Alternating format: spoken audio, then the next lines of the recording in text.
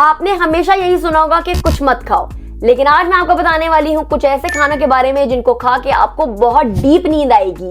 Number 1 in the list is almond, بادام۔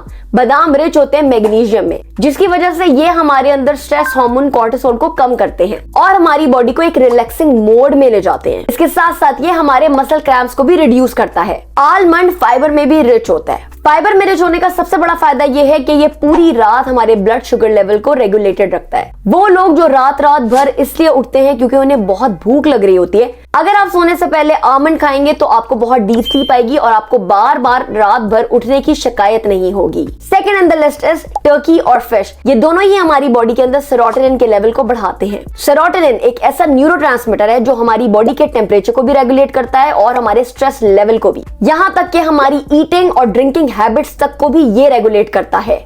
Additionally سیروٹونن ہمیں deep sleep میں لے کے جانے کے لیے بھی بہت ہیلپ کرتا ہے۔ Last but not the least is honey with Malik. Honey ان لوگوں کو اپنی ڈائٹ میں ضرور ایڈ کرنا چاہیے جنہیں سلیپ لیسنس کرائسس ہوتا ہے، جو سو ہی نہیں سکتے، انسومنیا کے پیشنٹس ہیں۔ دودھ اور شہد کا کمبینیشن ہماری نیند کو بہت ڈیپ کرتا ہے، کیونکہ دودھ ٹرپٹوفین اور کیلشیم دونوں کا ہی بہت بڑا سورس ہے، اسی لیے ان دونوں کے ساتھ استعمال سے آپ بہت جلدی ڈیپ سلیپ میں چلے جاتے ہیں۔